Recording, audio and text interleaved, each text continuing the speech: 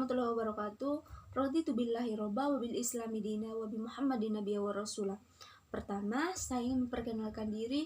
Saya atas nama Siti Rahmia dari manajemen D nomor pokok 2017-01-239. Kemudian, saya ingin berterima kasih kepada Ibu Rosita Amelia Rashid selaku pengampu mata kuliah manajemen sumber daya manusia. Terima kasih kepada Ibu telah memberikan kami tugas, yakni dengan menyimpulkan materi sejauh mana pemahaman kami mengenai sumber daya manusia itu sendiri. Langsung saja yang akan saya bahas pertama yaitu apa yang dimaksud dengan manajemen sumber daya manusia.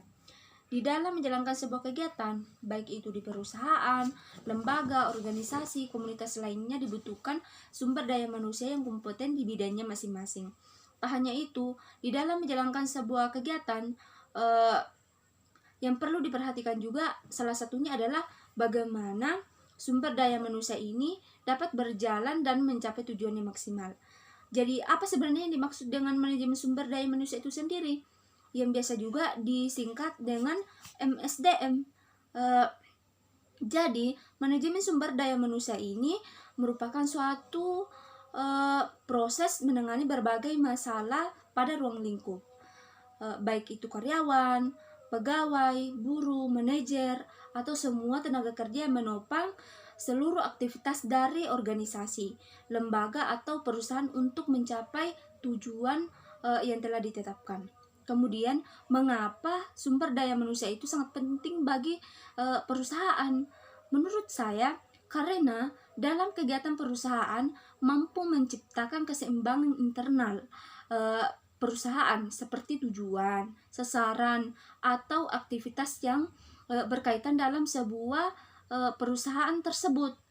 Kemudian, pada poin ketiga, yaitu aspek lini dan staf manajemen sumber daya manusia. Yang pertama, otoritas, yaitu wewenang membuat keputusan, kemudian menggerakkan pekerjaan dan memberikan perintah atau arahan. Dan yang kedua, manajer yang diberikan wewenang, yaitu manajer lini, untuk mengarahkan pekerjaan bawahan dan tanggung jawab untuk mencapai tujuan-tujuan organisasi. Kemudian manajer staff. Manajer staff ini yang membantu dan menasihati manajer lini. Kemudian fungsi dan tugas manajer, yaitu mengatur, mengendalikan organisasi, mengembangkan organisasi, mengatasi berbagai masalah yang dihadapi organisasi, mengawasi dan mengendalikan organisasi. Dan yang terakhir, kompetensi manajer sumber daya manusia.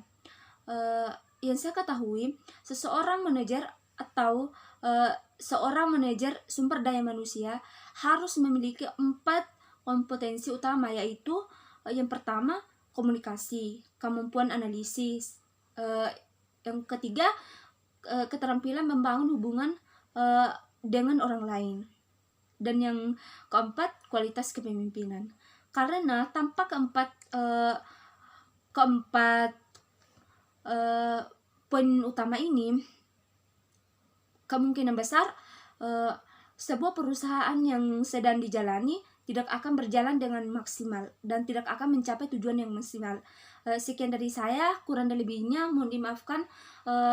Jika ada kebenaran itu datanya dari Allah, dan jika ada kesalahan itu datanya dari saya pribadi.